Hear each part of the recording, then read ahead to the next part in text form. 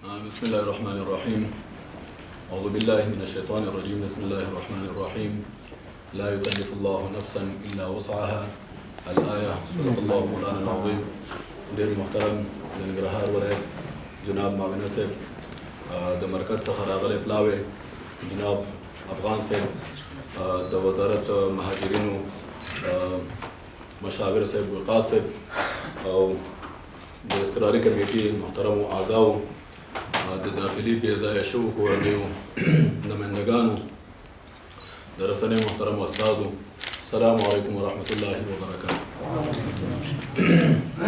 جناب معاون صاحب په 3 کلونو کې ننګرهار ته 1,15,996 فامیلونه د پاکستان څخه خپل ګران هیواد ته راستانه شوي دي، چې د دغه کورنیو فامیلونو وګړو شمېره 6,09,190 کېږي.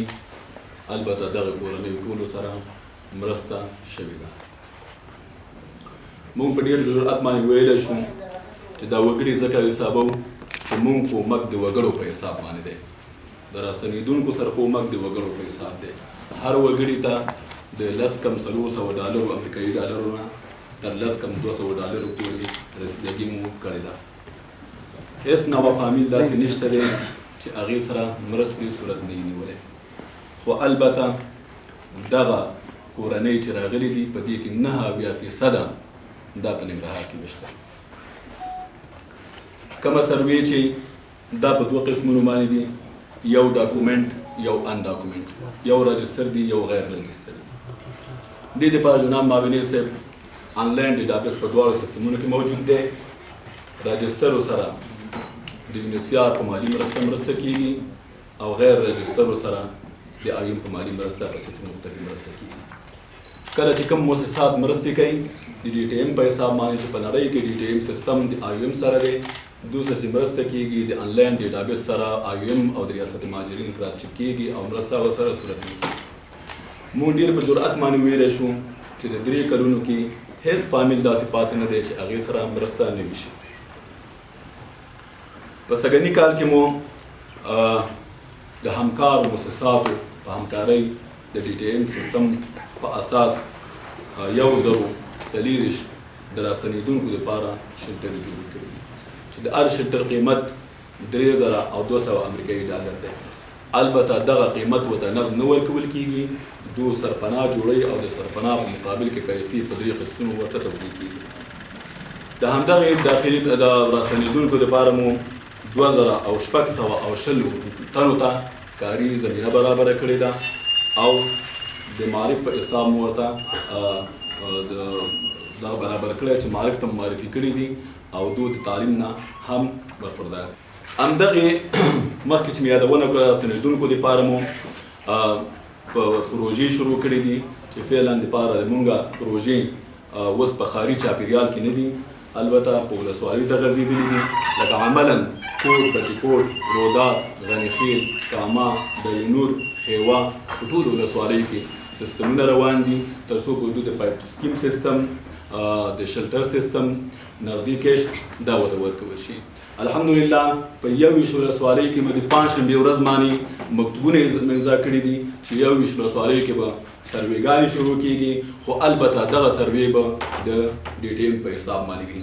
یعنې داسې به وي ډي ټي ایم سیستم دا دی چې کوم ځای نه خلک راغلي دي، څومره د نورو هېوادونو راغلي دي، څومره بې ځایه شوي دي، په دنیا کې دغه سیستم مشري چې کوي، لیډ چې کوي، دا آیوم کوي. په دې سیستم باندې 21 ولسوالیو ته به سروې شروع کېږي او شروع شوې ده. لکه د رینور شروع دی، نن مو حالت اضطرار امیر ته حکم وکړه چې تاسو د خیوې، د رینور، کامې او د دې بالا ولسوالۍ د دې مکتوبونه ورکړئ تر څو پورې موږ هم مرستې ورسوو. جناب معاون صاحب د تصفیوي عملیاتو په اساس شیرزاد کې تصفیوي عملیات دي، خو شاته زموږ کومکونه روان دي. په خوږیانو کې همدارنګه زموږ کومکونه روان دي، په درینور کې زموږ کومکونه روان دي، په اچین او په دې بالا په دې ځایونو کې زموږ کومکونه روان دي. دویم خبره د کاري چاپېریال د ریاست مهاجرین داخلي بې ځایه شوي او راستنېدونکي دي. موږ په دې 2 باندې کار کوو. لکه اوس حساب باندې خلک راځي چې هغه غریبي هم ریاست مهاجرین ته راځي، که معلولي هم ریاست مهاجرین ته راځي، او که بیچاره هم ریاست مهاجرین ته راځي او که کونډې هم ریاست مهاجرین ته راځي. خو ریاست مهاجرین کاري چاپیریال دوه بخشه دی: راستنېدونکو ادغام کېدل او د بې ځایه شوو سره د غیر طبي افاتو په اساس چې راغلي هغو سره کومکې اولیه کول. جناب معاون صاحب ننګرهار یو سرحدي ولایت دی. په دې کې د 18 ولایتونو مختلفو بې ځایه شوي ژوند کوي چې د دغه ارقام 1,14,440 فامیلونو ته اوچتېږي او لوړېږي. خو البته موږ ویلی شو چې دغه ارقام د موږ چې دي دا په 3 کټګورۍ تقسیمېږي چې اوږد مهاله دي، منځ مهاله دي او اوس مهاله دي. د وزارت د رهبرۍ څخه مننه، ډېره مننه کورې ودان چې ننګرهار ته توجه کړې ده. د نورو ولایتونو پرتله باندې سږنی کومک، اضطراري کومک دا د ننګرهار سره زیات شوی. موږ د رهبرۍ څخه، د افغان صاحب څخه، د مشاور صاحب، د وقاص صاحب څخه ټولو څخه ډېره زیاته مننه کوو چې ننګرهار ته توجه کړې ده. دغه کومک اوس مهاله خلکو دپاره په پیسین په حساب باندې ورکول کېږي، یعنې هغه کورنۍ چې ډېرې غریبې دي. په دې کې د جناب معاونې صاحب نه ډېره مننه چې د حالت استراع کمیټه کې حق اولد شابه او پنځوي ته ورکړو چې هغه خلک چې هغه ډېر ځپېدلي وو موږ کومک اولیه هم نه وه کړې. دا نمایندګان خلک دلته ناست دي، حق اولد مودو ته ورکړی وو چې اول سروې د دې وشي. سږنی IDP د مونږه 19,240 فامیلونه دي چې دغه مرسته د 6,000 او 400 فامیلونو دپاره راغلې. متبقي 12,000 کورنۍ پاتې کېږي چې هغې دپاره به خواري کوو. وزارت سره مو خبره شریکه کړې تر څو پورې د نورو فامیلونو سره هم مرسته وشي. خو کومک اولیه د موسسات د خوا نه دا شوې ده. موږ میکانیزم مصرفي 2 قسمه لرو چې یو د موسسات د خوا نه دی او یو د انکشافي بودیجه د دولت د خوا نه دی. د موسسات د خوا نه چې کوم مرسته کېږي دا د حالت استراع د کمیټې د تصویب په اساس باندې کېږي چې حالت استراع کمیټه تصویب ورکوي او بیا موږ دغه د جنګ ځای تاییدي به ولسوالي کوي چې دلته جنګ شته د یو هغه برداشت کوي چې دلته د جنګ موجود دی، تاییدي به ولسوال ورکوي. هغې نه وروسته به کیس لوډ اوچا ته وړاندې کېږي، اوچا طریقه به هلته کومک کېږي. موږ دا میکانیزم د موسساتو دا رقم دی، دا جوینټ اسسمنټ یا شریکه سروې ده. په هره سروې کې د مونږ د شفافیت په خاطر باندې مونږ ما مخکې آیات وي چې لا یکلف الله نفسا الا وسعها، هغه چې زما په نفس باندې پوره ده هغومره شفافیت مونږ په دې کې راوړلی شو، او چې په وس مې پوره نه ده هغه د خدای ته مسؤل دی، بدن ته مسؤل دی. مونږ سروېګانې د موسسات د خوا نه دا جوینټ دي، شریکې دي. هره سروې زمونږ هغې کې ډاکار موجود دی چې هغه د اوبو په حساب باندې کار کوي، WP موجوده ده چې هغه غذایي موادو په اساس باندې کار کوي، موجود دی چې هغه پروټیکشن په حساب کار کوي، او خپله ادا موجوده ده چې هغه صحت بخش کې کار کوي. هغه موسسه چې مرستندویه ده هغه لیډ کوي تحت نظارت ریاست مهاجرین. میکانیزم مصرفي مو دولتي مدارکم ته دی، لکه دغه فامیلونو سره چې کومک کوي.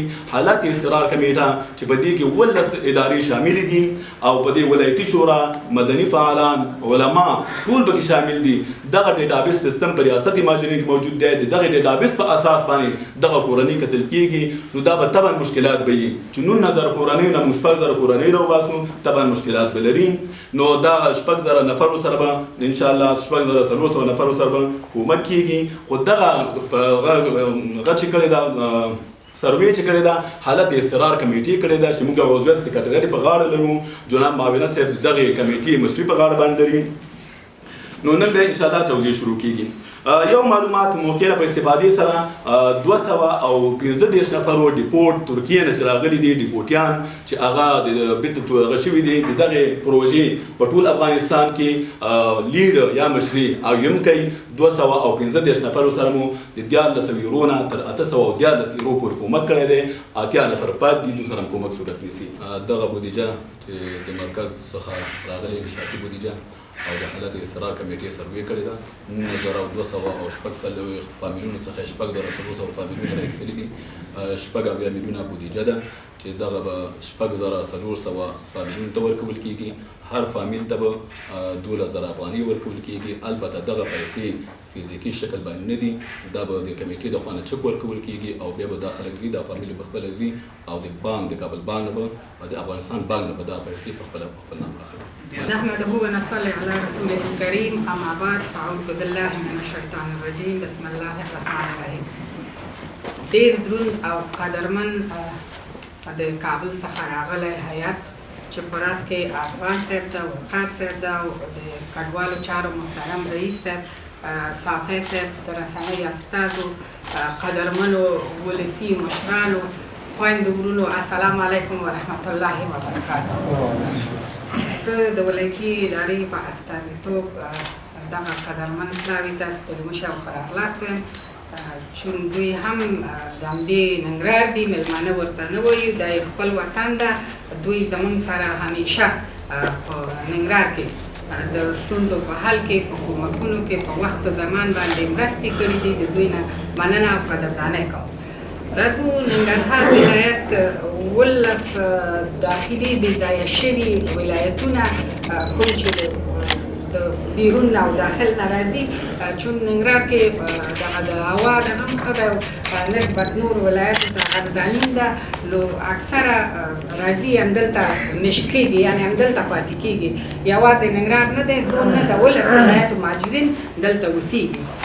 نو په دغه کټګورۍ کې موږ د مرستو دغه په 3 کټګورۍ ویشلی ده یا تقسیم کړی ده، چې دا لنډمهال ده، اوږد مهال ده، اوس مهال ده.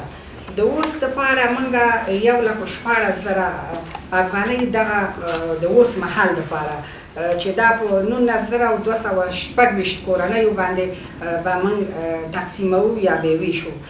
او اولیه کومکونه چې دي هغه ورسره په وخت و زمان د مؤسساتو لخوا نه شوي دي، هغه مراحل طی شوي، خلاص شوي دي. د اوس مهال دپاره موږ 6,400 کورنۍ چې دا په 3 میاشتو او 10 ورځو کې د دې سروې شوې ده. باقي پاتې سروې چې ده دا هم د استرا د کمیټې لخوا کېږي، یعنې د استرا کمیټه چې ده 11 اعضا لري. د دې 11 اعضاو بر علاوه ولایتي شورا، مدني ټولنې، دیني علما زموږ سره دي. په وخت و زمان موږ د پیښو ځای ته ورځو، داخلي بې ځای شوي ګورو، البته د همدغې کمیټې په توسط باندې د دوی ستونزې، د دوی د مشکلات او د حل لارې چارې ورته موږ پیدا کوو. دغه پیسې چې دي درنو دوستانو، موږ فزیکي پیسې نه ورکوو، په دې خاطر باندې چې په دغه پروسه کې لا زیات شفافیت وي، موږ چک ورته ورکوو، او چک چې شخص نه وي هلته ورته پیسې هم نه ورکول کېږي. نو بناءً دغه چک چې دی موږ د نورو طریقو دغه نه په دې کې شفافیت زیات دی او لازمه ګڼل شوې چې دوستانو ته به چک ورکول کېږي، دوی به خپله بانک ته ځي او خپلې پیسې ورکړي. ګونګه پاتې نه شي چې دغه پیسې چې دي کورنۍ دپاره، د فی کورنۍ دپاره 12,000 افغانۍ دي دغه مرستې. او نور نو کمیټه شته ده او هغه زیرت ارګانونه دي چې موږ دې ته آمادګي لرو، متوجه یو، مرکزي دوستانو نه غواړو، چون ننګرهار سرحدي ولایت ده، لوی ولایت ده، د 11 نورو ولایتونو خلک دلته مشت دي، ضرورت زیات ده. نو زموږ توجه دا ده چې دوی د خپلې مرستې چې دي زیاتې هم کړي او ګړندۍ هم کړي، تر څو زموږ د خلکو ستونزې په وخت او زمان باندې حل و فصل شي. زه یو ځل بیا د مرکزي مېلمنو نه مننه کوم او له تاسې نه هم مننه کوم چې تاسې دلته راغللی او دغه لړۍ به دوستان خبر لري، دا به هم تاسو سره شریکېږي او وروسته به بیا تاسو ته چکونه درکول کېږي. مننه. تر هر څه زما ته جناب معاوني صاحب، وقار صاحب، جناب رئیس کډوالو قاري صاحب نجیب ته او دلته ټولو رسنیو استازو او ټولو ګډونوالو ته سلامونه او احترام وړاندې کوم. ډېره مننه کوم اول د ننګرهار د کډوالو چارو د ریاست نه چې دغه پروژه چې د انکشافي بودیجې د وزارت نه ورته پیسې تخصیص شوې، سروې خلاصه کړې ده او توزیع ته امادګي نیولې ده چې نن به عملاً موږ د توزیع شاهدان اوسېږو. لکه رئیس صاحب چې خپلو خبرو کې یادوري وکړله، ننګرهار ولایت یو د هغه ولایت د جملې نه دی چې تقریباً 80% هغه کډوال چې د پاکستان هېواد نه دلته راستنېږي اکثره په ننګرهار کې پاتې کېږي. او همدارنګه لکه معاوني صاحب چې یادوري وکړله، نامني یو څو کاله مخکې نامني زیاته وه د ولسوالیو نه او همدارنګه د 11 ولایتونو د افغانستان نه موږ په زیات تعداد بې ځای شوي د ننګرهار ولایت شاهدان وو چې راغلي دي او چې اشد کومکونو ته ضرورت لري. په ټول افغانستان کې موږ تقریبا 2 میلیونه بې ځای شوي لرو چې یو جدي معضله ده چې دا بې ځای شوي دي. دوه رقم پیښو نه منځته راځي. یو د طبعي آفاتو نه لکه سیلاب، زلزله یا نور طبعي آفات چې دي، او همدارنګه د جنګونو د وجې نه کورنۍ دې ته مجبورېږي چې خپل ځایونه پرېږدي او بل ځای کې مېشته شي. تاسو باور وکړئ دغه کورنۍ ډېر زیات په مشکل حالاتو کې دغه کومکونه چې موږ ورسره کوو دا ډېر ناچیزه کومکونه دي. ډېر نور حمایت ته ضرورت لري چې د وزارت رهبري دې ته تعهد لري چې انشاءالله د دغه کورنۍ ته به رسیدګي کوي. موږ ته نه د دولتي بودیجې نه دغه کومکونه برابر کړي. د دې په ضمن کې موږ د مؤسساتو سره ډېره نږدې همکاري او همغږي لرو تر څو یوه کورنۍ هم بې کومک او بې مرستې پاتې نه شي. زه په دې موقع نه په استفادې سره اوقات صاحب نه ډېره مننه کوم. دغه پروژې چې دلته راغلي دي مخکې وزارت مهاجرین دا توانایي نه لرله، البته بعضې د مشکلاتو د وجې نه چې د دولت د بودیجې نه د بې ځای شوو سره کومکونه راجلب کړي. سږکال تقریبا د 500 میلیونو افغانیو په شاوخوا کې بودیجه موږ د دولتي د بودیجې نه تخصیص کړې ده د مهاجرینو وزارت ته، چې تقریبا 4 ولایتو کې هغه تعادل او ارقام نظر کې نیولو سره موږ کومکونه کړي. بېرته راستنېدونکي زموږ توقع دا ده چې 2 کاله یا یو سږکال به بېرته راستنېدونکي د تورخم په لارې باندې دومره حجم به نه وي. زموږ پیشبیني دا ښیي. خو داخلي بې ځای شوي بیا هم یو معضله او ستونزه ده چې ډېره توجه به زموږ داخلي بې ځای شوو کورنۍ ته د هغو د اشتغال په برخه کې، د هغو د وظایفو، هغو ته د سرپناه په برخه کې، بیرته بیا مېشته کېدنې په برخه کې، تر څو امنیتي ارګانونه زموږ دغه مربوطه ولسوالۍ د دوه امن کړي، تر څو بیرته د هغو د بیا ګرځېدنې زمینه موږ برابره کړو. لکه دا اوسنۍ پروژه باندې خبرې وکړو، لکه معاوني صاحب چې ویلې موږ یو میکانیزم د وزارت مالیې سره په مشترک شکل باندې موافقې ته رسېدلي یو تر څو د نقدي پیسو د مخنیوي په خاطر او د شفافیت په خاطر د بانک چک موضوع موږ د کورنیو نه هیله دا ده چې کله چې پیسې تاسو ته چک درکوي تاسو باندې هیڅوک کنټرول نه لري. هلته تاسو خپل شخصا ځئ بانک ته پیسې جیب کې اچوئ، هیڅ چاته مجبوره نه یئ چې تاسو خدای ناخواسته که دغسې کومه موضوع چې هغو په تاسو باندې فشار راوړي، ځکه دغه پیسې چې تاسو ته ورسېدلې بیا په تاسو باندې څوک کنټرول نه لري. دا ستاسو پیسې دي، ستاسو د فامیلونو دپاره دي او ستاسو دپاره تخصیص شوي دي. دغه کورنۍ دغه پیسې د وزارت رهبري که احیانا کوم مشکلات په دغه پروسه کې موږ دې ته متعهد یو چې ستاسو مشکلات ته رسېدګي وکړو او خدای ناخواسته شکایتونه نشته دی. که بیا هم کوم شکایت یې موږ دلته آماده یو چې ستاسو شکایتونه واورو او دغې ته رسېدګي وکړو. ډېره مننه کوم بیا هم د هغو دوستانو نه چې په دې سروې کې شامل وو، ډېر زحمت یې وایستلو، ډېرو نامنو ساحو ته تللي دي د سروې دپاره.